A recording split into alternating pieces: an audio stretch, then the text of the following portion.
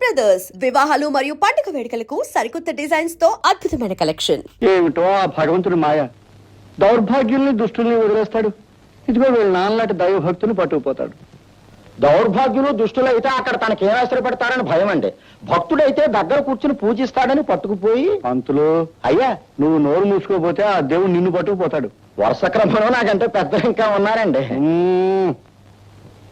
అమ్మా రాధ, నువ్వు చిన్నపిల్లవి, నీకొచ్చిన కష్టానికి నా గుండె కరిగిపోతుందమ్మా. మా అయ్యగారు గుండె ఆవు నెయ్యి ఐసు మొక్క, పాపం కరెక్ట్ ఏమవుతుంది. చూడమ్మా, నువ్వు ఒంటరిగా ఇంట్లో ఉండడం నాకు ఇష్టం లేదు. పదమ్మా బయలుదేరు. ఎక్కడికైనా అడుగు అమ్మా. ఎక్కడికండి? ఇంకెక్కడికమ్మా, మా ఇంటికి. ఆచార్య గారు నాకు బాగా కావలసిన వాళ్ళు, హితులు. ఆ విధంగా నువ్వు కూడా నాకు కావాల్సిందనివే. మాతో పాటు మా ఇంట్లోనే ఉంది. బయలుదేరమ్మా. మీ అభిమానానికి నా కృతజ్ఞతలు. నేను రానండి. అదేంటమ్మా లంకంత కొంపలు, ఒంటరిదాన్ని ఎలా ఉంటావు? నేను ఒంటరిదాన్ని కాదండి. ప్రకాష్ నాకు జీవితాంతం తోడుగా ఉంటాడు. అవునండి, మేమిద్దరం పెళ్లి చేసుకోవాలనుకుంటున్నాం. ఏమిటమ్మా రాధా, నిజంగానే? అవునండి, ఈ పెళ్లికి మా నాన్నగారు కూడా అంగీకరించారు. కానీ ఇప్పుడు అయితే అడ్డే ఉంది. నీ నాన్నగారు లేకపోయినా నేనున్నాను. ఎందుకని అడుగు. మీ ఇద్దరి పెళ్లి దగ్గరుండి దివ్యంగా జరిపిస్తాను. రేపే ముహూర్తాలు పెట్టిస్తాను. నాగరాజన్న, నాకు పెళ్లి జరగబోతుంది. నన్ను దీవించేందుకు అమ్మ లేదు, నాన్న లేడు, అన్నయ్య లేడు. నువ్వు ఆ అమ్మవారి నా పెళ్లికి పెద్దలు. అందుకే తప్పకుండా నా పెళ్లికి రావాలి. వస్తావు కదూ?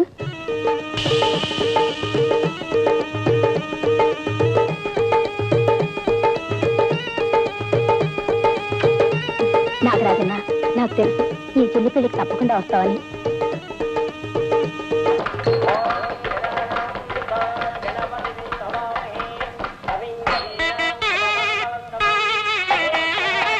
గుడ్ మార్నింగ్ జనార్దన్ గారు. రావయా హెడ్. అబ్బా, అమ్మోరు సమరంలో పీరు సాహిబ్ లాగా పెళ్లి పందిట్లో పోలీస్ బట్టలతో వస్తామని దంగ పెట్టుకున్నానయ్యా. సవ్యంగా వచ్చావు. నాకు చాలా ఆనందంగా ఉంది. మీ పెళ్లినంత ఉత్సాహంగా జరిపిస్తున్నారు, ఏమిటో కదా. ఇలా జరపడానికి మీరు రూల్స్ ఒప్పుకోవా? ఆచార్య గారు అమ్మాయి పెళ్లి జరిపిస్తూ చాలా మంచి పని చేస్తున్నారు జగన్నాథం గారు. నేను చెప్పాను, మత్తిలో నేను చెప్తున్నాను. ఇది నిజంగా మహానుభావుడు రుణం తీర్చుకోవటం అనుకోండి. ఏమిటోనయ్యా, యథాశక్తి నాకు చేతనైంది చేస్తున్నాను. అయ్యా, పెళ్లి పందిట్లో తుమ్మకూడదని శాసనం ఏమి లేదు కదా. శాసనం ఏమీ లేదు కానీ తుమ్మడం చండాలం. తుమ్మామంటే ఆడవాళ్ళని పిలిపించి ఆడచెప్పుతో కొట్టించేస్తాను. దూరంగా నిలబడి.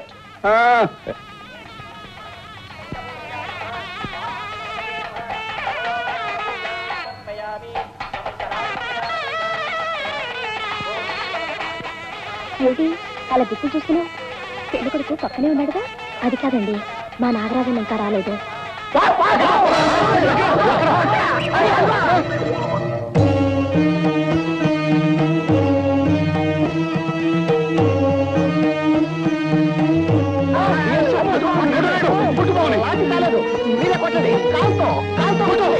ఎవరు ఏం భయపడకండి.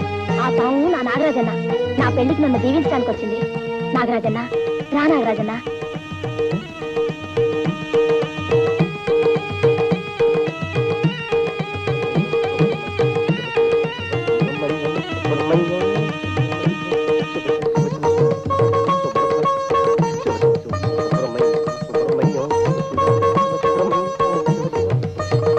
పెళ్లి కూర్చో నాగరాజన్న.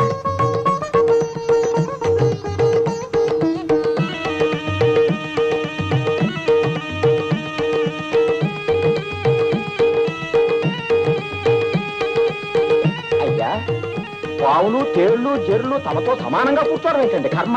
నువ్వు నోరు మీ. అది విందంటే నువ్వనుకుని నన్ను కాటేస్తుంది. నేను చచ్చి ఊరుకుంటాను.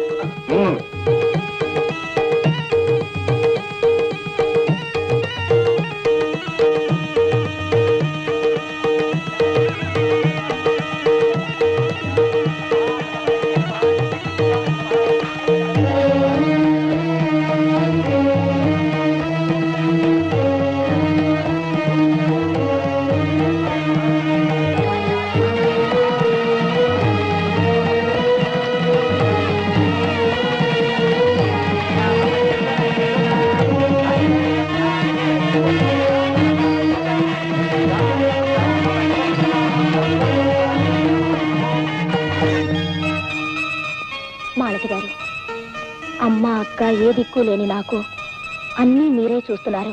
నిజంగా చూడు రాధా, నాకు కృతజ్ఞతలు చెప్పడంతోనూ నన్ను పొగడ్డంతోనూ ఈ రాత్రి వృధా చేయకూడదు. అవతల గదిలో నీకోసం అబ్బాయి గారి విరహంతో బాధపడుతుంటారు. పద పద.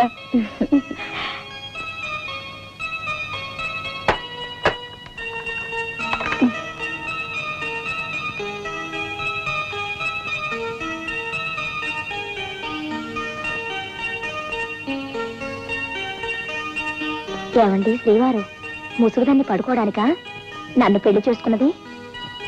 దొరగారు, దొంగ నిద్ర ఆపి లేవండి.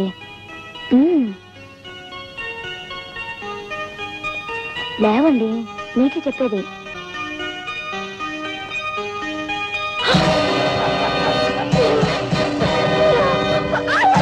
నేనే, సాక్షాత్తు నేనే, ఊరంతా గౌరవించి మహానుభావుడు అనుకుంటున్న జగన్నాథాన్ని నీకు ఇవాళ నీకు మేలు చేస్తాను. పెద్దల మాట గౌరవించే బుద్ధిమంతుడు కదా, తప్పనిసరి పని ఉందని చెప్పాను. వాయిదాన్ని వాయిదా వేసి పట్టం వెళ్తున్నాడు. ఈ రాత్రి నన్ను ఎవరు ఇబ్బంది పెట్టరు.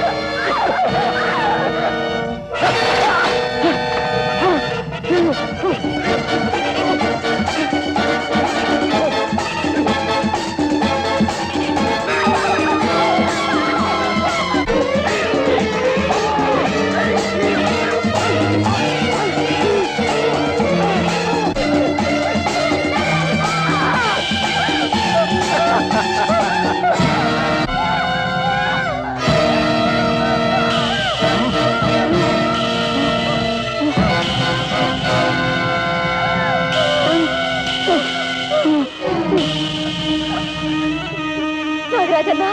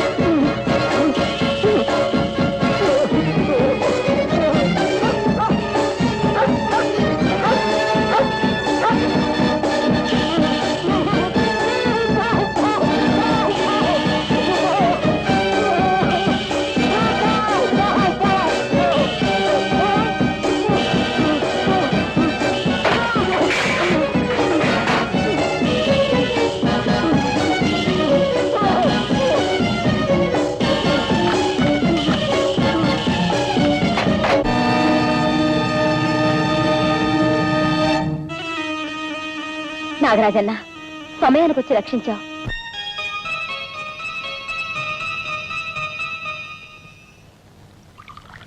అసలు ఆ భయంకర చచ్చిపోయిందంటే అయ్యగారు ఎన్నుము కిరిగిపోయినట్టే. ఛే, కాసేపు ఆ కుక్కగోళాపు. అసలే నా మనసు ఆందోళనతో చిందరవందరగా గందరగోళంగా ఉంది. ఎందుకని అడుగు. అడగడం దేనికండి? అయ్యగారు పిల్లతో మధ్య చేయబోయారు, పాంపులు దాపరించింది. అసలు అది కరవకుండా ఎందుకు ఊరుకొని చెప్పమా. చెప్పమా ఉప్మా అంటే చెప్పు తీసి కొడతాను. ఏంటో నీ ఉద్దేశం? ఆ పావులను కరవాలనా? అది కాదండి, అసలే అది తాచుపాం కదా, పగబడితే కాటు వేయాలి కదా. ఆ కార్యక్రమం మరో రోజుకి కన్నా వాయిదా వేసుకుందేమోనని. ఏంటో నీ ఉద్దేశం? నన్ను భయపెట్టాలని చూస్తున్నావా?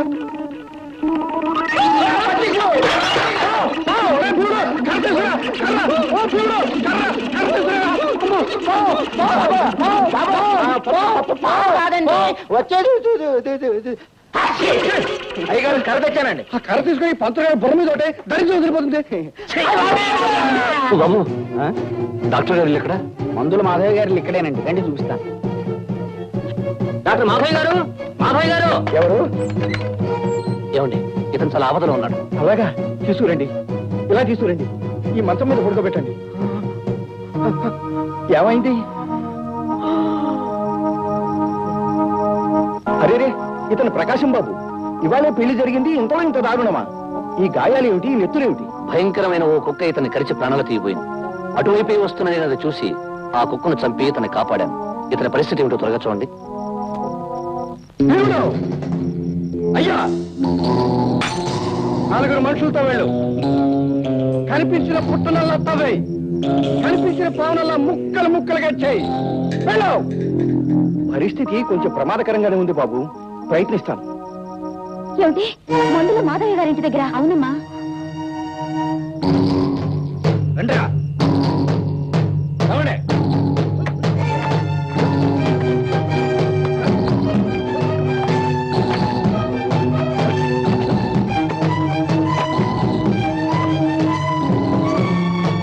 బాగులేదు గీవలేదు, పదరా పదం. ఏమండి? ఏమండి? ఏమండి? ఏమండి? డాక్టర్ గారు, ఈయన నాకు దక్కించండి డాక్టర్ గారు. ప్రాణం నా ప్రేమించాను, మనసు పడి పెళ్లి చేసుకున్నాను. ఏదైనా జరిగితే నేను బ్రతకలేను డాక్టర్ గారు. మీరే రక్షించాలి డాక్టర్ గారు. చూడమ్మా, నాకు తెలిసిన వైద్యం, నా దగ్గరున్న మందులు ఇతన్ని బ్రతికించలేవమ్మా. అలా అనకండి డాక్టర్ గారు, మీరెందుకు రక్షించలేరు? ఈయనకి ఈ ప్రమాదం ఎలా జరిగింది? ఒంటరిగా వస్తున్న ఇతన్ని దారిలో ఒక కుక్క మీద పడి కరిచి పీకి ప్రాణం తీయబోతుండగా ఈ మంచి మనిషి రక్షించి తీసుకొచ్చాడు. ఆ కుక్క కాలి గోళ్లకు విషం ఉండడం చేత ఆ విషం శరీరంలోకి ప్రవేశించింది. ఆ విషానికి విరుగుడైన మూలిక నా దగ్గర లేదమ్మా. బహుశా అడవిలో దొరకవచ్చు. ఆ మూలిక దొరికితే తప్ప ఇతన్ని భగవంతుడు కూడా రక్షించలేడు. భగవంతుడా, కన్నవాళ్ళు లేక ఉన్న అన్నయ్య దూరమై కట్టుకున్నవాడు సావు బతుకుల్లో ఉండగా ఒంటరి దాన్ని, ఆడదాన్ని, ఈయన్ని నేను ఎలా రక్షించుకోవాలి? నా మాంగళ్యాన్ని నేను ఎలా నిలుపుకోవాలి? ఇప్పుడు నాకు సహాయం చేయగలిగేది, నన్ను కాపాడగలిగేది నా నాగరాజన్న ఒక్కడే. నాగరాజన్న, నాగరాజన్న, నాగరాజన్న.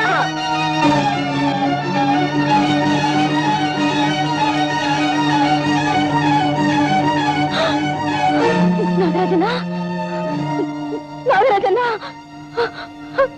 ఎంత ఘోరం జరిగిపోయింది. నా నాగరాజన్నకి నిలువ నీళ్ళు లేకుండా చేశారా దుర్మార్గులు? ఎక్కడున్నావు? ఏమైపోయావు నాగరాజన్న? కష్టాల్లో ఈ చెల్లెమ్మ కన్నీళ్లు తొడవాల్సి నువ్వేమైపోయావు నాగరాజన్న? ఎక్కడున్నావు నాగరాజన్న?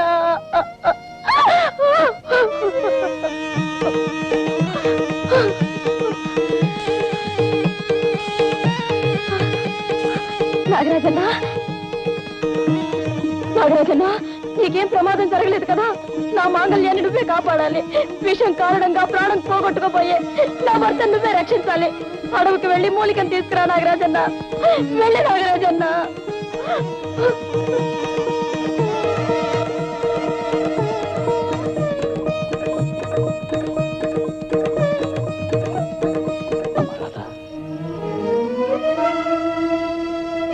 చెల్లెమ్మా, నేనెవరో గుర్తుపట్టలేదమ్మా. అమ్మ రాధ, చిన్నప్పుడు నాన్నగారు నువ్వు పెళ్లికని వెళ్ళినప్పుడు, అమ్మ మంటల్లో మండిపోయినప్పుడు మీకు దూరం అయిపోయిన సూర్యబాబునమ్మా. నీ సూర్యనైను.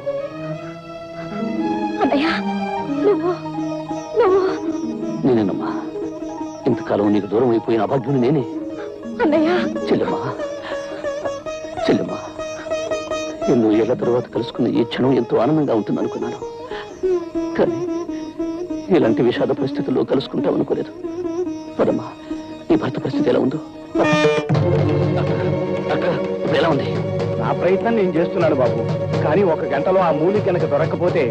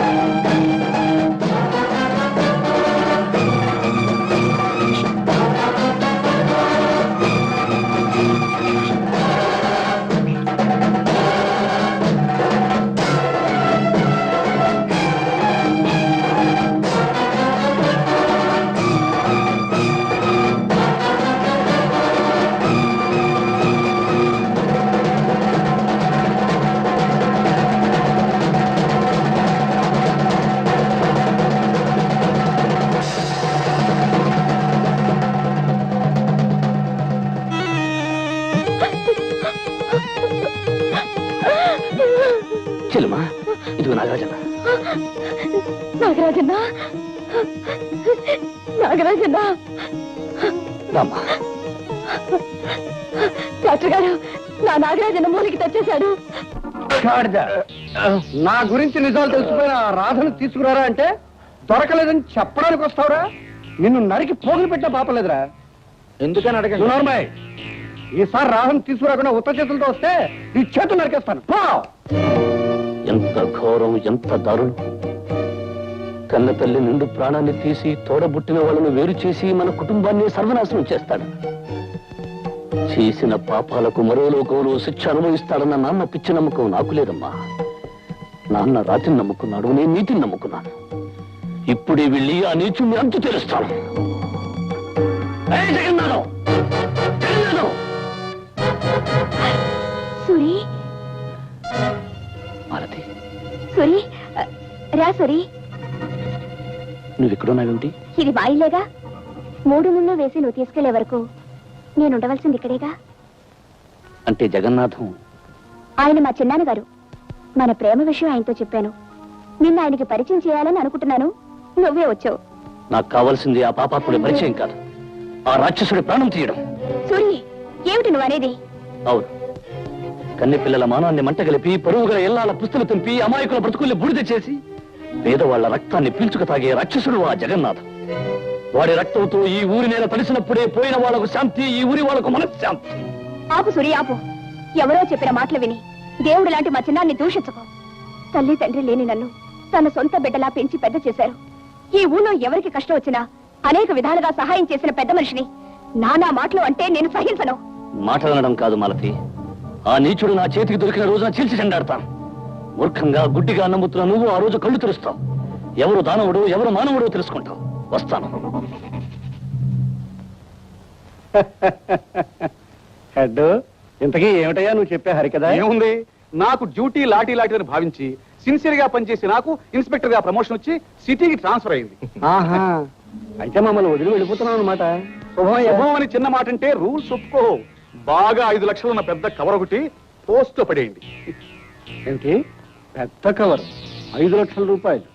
అవును, మీరు చేసిన పాపాలు, పాడు పనులు, మర్డర్లు, మానభంగాల జాబితా మన దగ్గర ఉంది. నేను వాటిని మిమ్మల్ని మర్చిపోయి పై ఊరు ప్రమోషన్ మీద వెళ్ళిపోవాలంటే 5 లక్షలున్న పెద్ద కవర్ ఒకటి పోస్ట్ లో పడేయాలి, లేకపోతే రూల్స్ ఒప్పుకో. ఇదిగో పంతులు, ఇలా అశుభం తుమ్ములు తుమ్మామంటే ఇంకో 1,00,000 వేయగానే పెంచాల్సి వస్తుంది. తుమ్ము అంటే చంపేస్తాను. ఊపిరి కలపడంలో చచ్చిపోతాను. తుమ్ము బతకడం కంటే తుమ్ము కూడా చావడం మంచిది. ఆగిపోయింది, వదిలేండి బాబు. అలా తగలడు. సరేనయ్యా హెడ్, రూల్స్ ఒప్పుకోమంటున్నావు కనుక నువ్వు కోరినట్టుగానే పెద్ద కవర్ ఏర్పాటు చేస్తానయ్యా. ఏమిటో మమ్మల్ని వదిలి శాశ్వతంగా వెళ్ళిపోతున్నావు. మరి శుభ సందర్భంలో మీకు విందు, మందు, ఆట పాట అన్ని ఏర్పాటు చేస్తాను. పంతులు, వెళ్ళి ఏర్పాటు చూడరా. సరే బాబు. చూసుకో.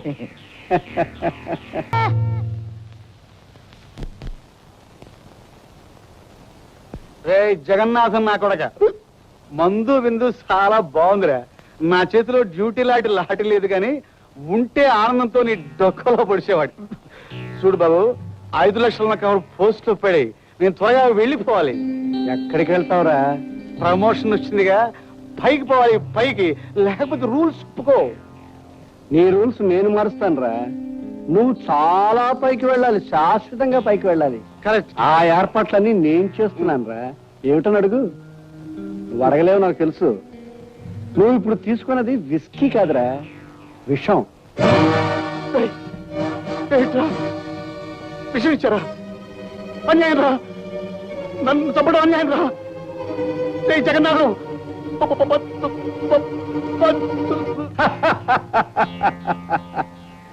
నిన్నేమిట్రా, అవసరం కోసం ఎవరిని చంపినా అది నాకు న్యాయమే. ఒకప్పుడు ఆస్తి కోసం మా అన్న వదిలిని చంపాను, అది నా న్యాయం. నాతో చేతులు కలిపిన వాటాదారుల్ని నా చేతులతోనే చంపించాను, ఇది నేను నిర్ణయించిన ధర్మం. నా నిజాలు తెలుసుకున్న ఆచారిని నేనే చంపించాను, అది నా నీతి. నేను పాడు చేసిన ఆడవాళ్లు నోరెత్తకుండా వాళ్ళని నేనే చంపించాను, అది నా పద్ధతి. ఇప్పుడు బ్లాక్ మెయిల్ చేయబోయే నిన్ను చంపాను, అది నా పాలసీ.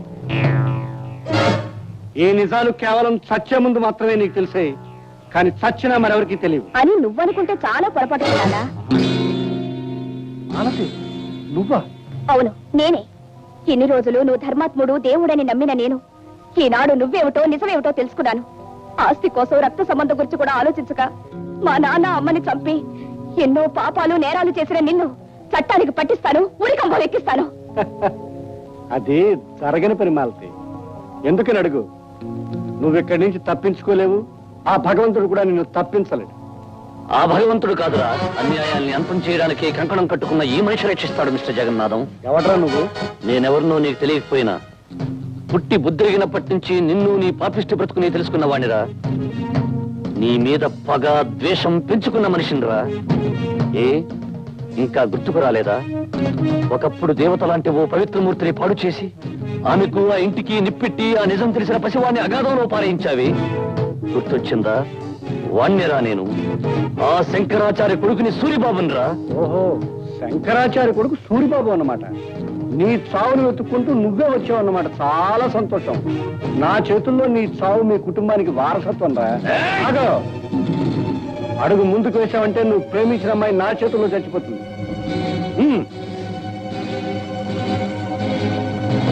వాడిని పట్టుకోండి.